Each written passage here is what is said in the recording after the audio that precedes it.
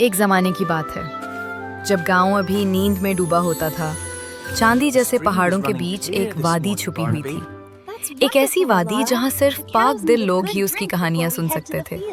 ये मोहब्बत, सच्चाई और उस दिल की कहानी है जो तब भी चुन लेता है जब पूरी दुनिया उसके रास्ते में खड़ी हो।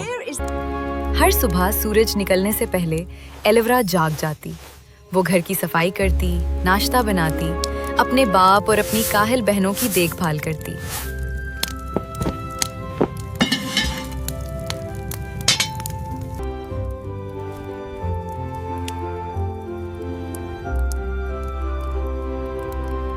उसका बाप 50 की उम्र में एक निहायत बावकार और नर्म दिल आदमी, हमेशा काम की थकन से चूर रहता था।